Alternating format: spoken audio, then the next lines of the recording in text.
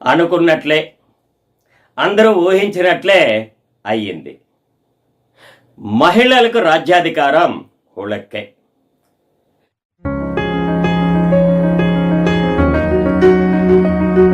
మహిళా రిజర్వేషన్ల బిల్లు మళ్ళీ అటకెక్కింది.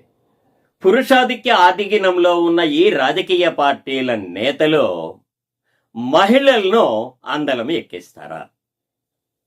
ఫ్రెండ్స్, నా ఈ వీడియో మీకు నచ్చినట్లయితే లైక్ చేయండి, కామెంట్ చేయండి, మీ బంధుమిత్రులకు షేర్ చేయండి. ఇంతవరకు నా ఛానల్ని సబ్స్క్రైబ్ చేయకుండా ఉంటే సబ్స్క్రైబ్ చేసి నన్ను మరింత ప్రోత్సహిస్తారని ఆశిస్తున్నాను. ఈ వీడియోని ఎక్కడా స్కిప్ చేయకుండా చివరి వరకు చూడండి. ఈ రాజకీయ పార్టీల నేతలు పదవుల కోసం వారిలో వారే కొట్టాడుకుంటున్నారు, కుమ్ముకుంటున్నారు. ఇక మహిళలకు స్థానం ఎక్కడ? అన్ని రాజకీయ పార్టీల అధ్యక్షులు, ప్రధాన కార్యదర్శులు, ఉన్నత పదవుల్లో ఉన్నవారందరూ కూడా పురుషులే.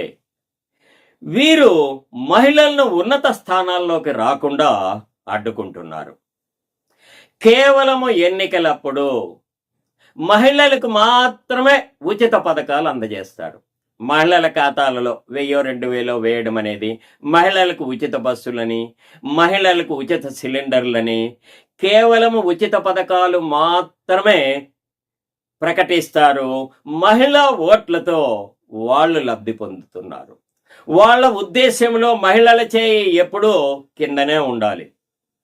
వారు వంటింటికే పరిమితం కావాలి. అంతకు మించి మహిళలు ఎదగకూడదు. మహిళలను కేవలము ఓటు బ్యాంకుగా మాత్రమే చూస్తున్నారు. మహిళలకు కేవలము బిస్కెట్లు పంచినట్ల ఉచిత పథకాలు, అంతే. అంతకు మించి మహిళలు ఎదగకూడదు. మహిళలు ఉన్నత స్థానాలలో ఉంటే వీరు సహించరు. ఇందులో కాంగ్రెస్ పార్టీ మొదటి వరుసలో ఉంది. మనకు స్వాతంత్రం వచ్చినప్పటి నుంచి, అంటే 1947 నుంచి దాదాపు 40 నుంచి 50 సంవత్సరాలు కాంగ్రెసే ఈ దేశాన్ని పరిపాలించింది.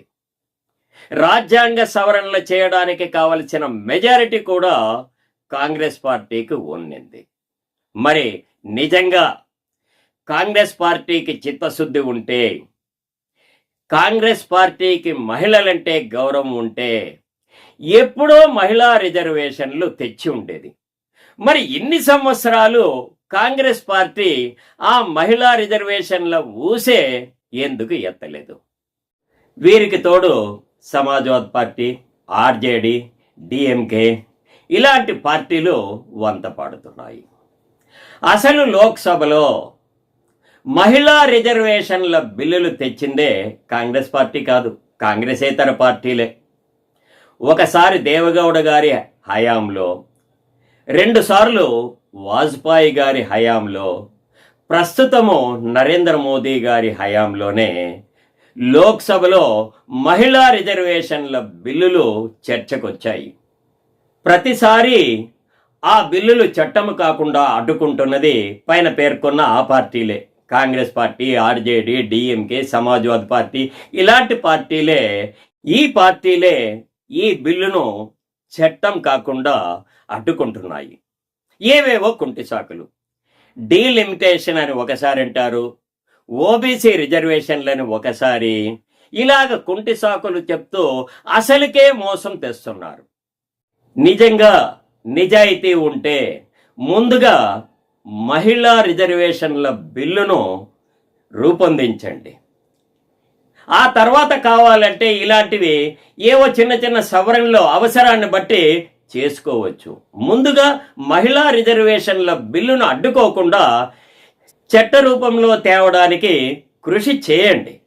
వీరెవరికి మహిళలు రాజకీయ అధికారము చేపట్టకూడదు. ఈ పురుషాధిక్య రాజకీయ పార్టీలు ఉన్నంత వరకు మహిళా రిజర్వేషన్ల బిల్లు ఎప్పటికీ కార్యరూపం దాల్చదు. వీరు మహిళా శక్తిని తక్కువగా అంచనా వేస్తున్నారు. మహిళలు తలుచుకుంటే సాధించలేనిది ఏదీ లేదు. అసలు మహిళా రిజర్వేషన్లు, మహిళలకి రాజ్యాధికారము ఒకరు ఇచ్చేదేంటి? మహిళలే తలుచుకుంటే రాజ్యాధికారమే సాధించుకోవచ్చు. దేశంలో ఉన్న మహిళలందరూ ఏకం కండి, ఐక్యంగా మీరే ఒక రాజకీయ పార్టీని స్థాపించండి. పూర్వం ఎప్పుడో మనము చరిత్రలో చదువుకున్నాం, అందరూ మహిళలేనంట, మహిళా రాజ్యం ఉండేదంట. మహారాణులు, మంత్రులు, సైన్యాధ్యక్షుడు, సైనికులు అందరూ మహిళలే. మహిళలే రాజ్యాన్ని పరిపాలించేవారంట. మరి ఆ చరిత్రను తిరగరాయండి. దేశవ్యాప్తంగా మహిళల్లో ధైర్యాన్ని, చైతన్యాన్ని పెంపొందించే ప్రభావశీలురు, ప్రతిభావంతులైన మహిళలు ఎందరో ఉన్నారు. మీరంతా ముందుకు రావాలి, నడుం బిగించాలి. మహిళా రాజకీయ పార్టీ ద్వారా ఎన్నికలలో పోటీ చేయండి. మహిళల్నే ఎమ్మెల్యేలుగా, ఎంపీలుగా పోటీ చేయించండి. మహిళలే ఎమ్మెల్యేలు, ఎంపీలుగా గెలవండి. దాదాపు అన్ని నియోజకవర్గాలలో మహిళల ఓట్లు సగానికి సగం ఉన్నాయి. కాబట్టి ఖచ్చితంగా మహిళలందరూ ఐక్యమై మహిళా అభ్యర్థికే ఓటేస్తే మహిళలే గెలుస్తారు, మహిళలే రాజ్యాధికారం సాధిస్తారు. ఇక మహిళా రిజర్వేషన్ల అవసరమే లేదు. చట్టసభలలో అందరూ మహిళలే ఉంటారు. రాజ్యాధికారమే మీదైనప్పుడు ఇక రిజర్వేషన్ల అవసరం ఎందుకు? ఆ అవసరమే మీకు లేదు. రాజ్యాధికారాన్నే తలచుకుంటే సాధించుకోగల శక్తి ఈ మహిళలకు ఉంది. నమస్తే ఫ్రెండ్స్, నా ఈ వీడియో మీకు నచ్చినట్లయితే లైక్ చేయండి, కామెంట్ చేయండి. మీ బంధుమిత్రులకు, ముఖ్యంగా మహిళలకు నా ఈ వీడియోని షేర్ చేయండి. ఇంతవరకు నా ఛానల్ని సబ్స్క్రైబ్ చేయకుండా ఉంటే సబ్స్క్రైబ్ చేసి నన్ను మరింత ప్రోత్సహిస్తారని ఆశిస్తున్నాను. దేశంలోని మహిళలకందరికీ కూడా మై బెస్ట్ విషెస్. ఇంతవరకు నా ఛానల్ని సబ్స్క్రైబ్ చేయకుండా ఉంటే సబ్స్క్రైబ్ చేసి నన్ను మరింత ఆదరిస్తారని, ప్రోత్సహిస్తారని ఆశిస్తున్నాను. ఇలాంటి వీడియోలతో మళ్ళీ మీ ముందుకు వస్తాను.